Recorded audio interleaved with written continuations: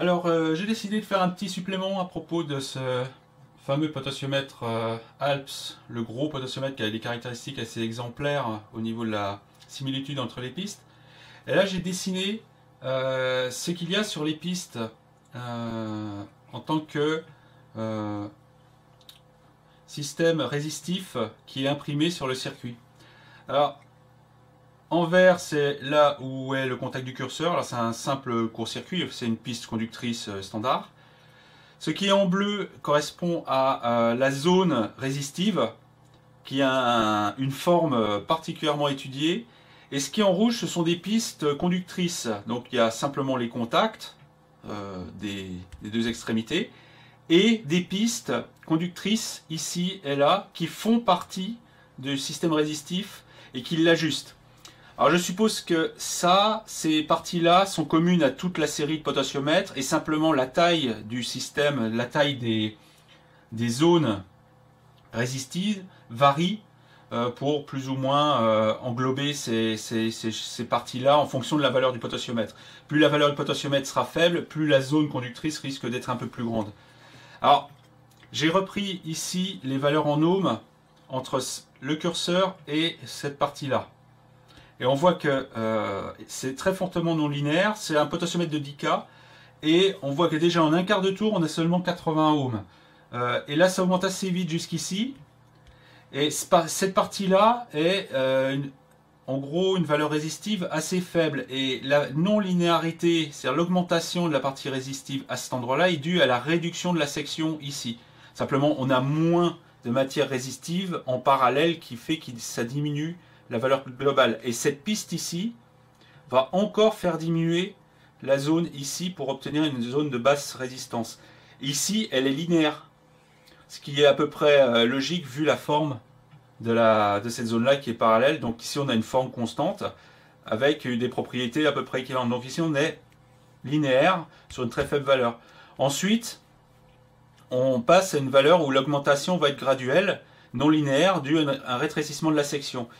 Et à partir de là, on passe sur une autre partie. Alors il y en a trois à peu près identiques, qui sont un peu basées sur le même principe, où la valeur va être progressivement diminuée, d'abord en mettant une partie conductrice, ensuite en gardant une section à peu près constante, et ensuite en diminuant la section. Et ici, on est à peu près sur le même principe, sur que la partie conductrice est sur ça au lieu d'être sur le côté. Et là, pareil, on augmente la résistivité de plus en plus en diminuant la section. Mais ces zones-là n'ont pas la même résistivité au niveau de la piste. Ce sont vraiment, a priori, trois pistes indépendantes qui ont des caractéristiques différentes. Parce que là, la résistivité est très faible, là, elle est plus élevée, et là, très élevée. Donc, en fait, pour pouvoir faire fonctionner tout ça, ils sont obligés d'imprimer quelque chose qui a une forme, qui contient des portions conductrices qui adaptent la résistivité, et en plus ils ont à faire des films qui ont des résistivités intrinsèques différentes, de plus en plus élevées. Ce qui fait qu'à la fin on se retrouve quand même avec un système qui est une progression, disons, progressive, douce, mais qui ne suit pas une loi linéaire. Il n'y a pas de saut de valeur ou de choses comme ça. Quand on mesure, ça reste quelque chose d'assez doux, qui suit une loi plus ou moins logarithmique. Donc c'est quand même un système extrêmement étudié et qui en plus est un système facilement reproductible, vu que d'une piste à l'autre, on a carrément la même chose, on n'a quasiment pas d'erreur. Alors c'est quand même un système de production qui est assez évolué, qu'on retrouve assez rarement. Personnellement, j'ai jamais vu ça sur d'autres potentiomètres autres que celui-là. Donc c'est vraiment des trucs ultra chiadés. Je suis allé voir un peu chez Vichet, chez Bourns ou des gens comme ça. Je n'ai pas trouvé ce genre de système.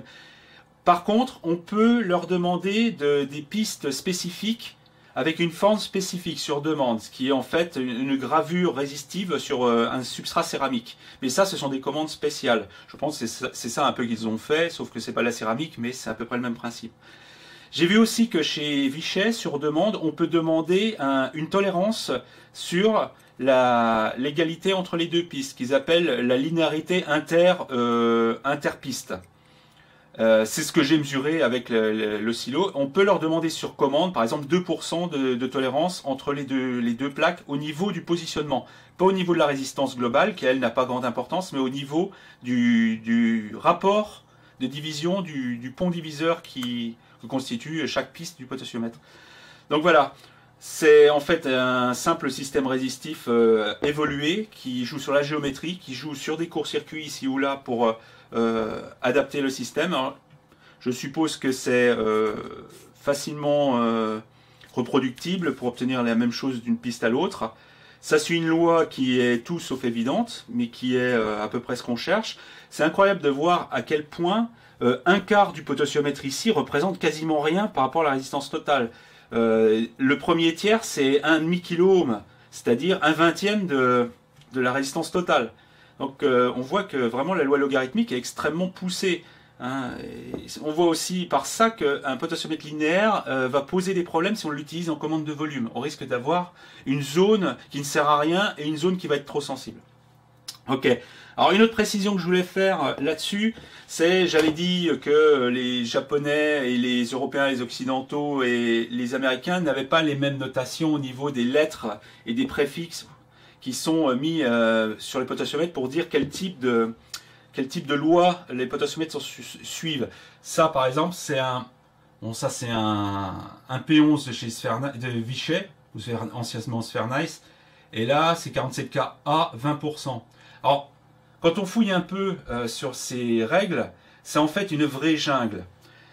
J'ai résumé un peu ici quelques cas, sachant que c'est beaucoup plus compliqué que ça.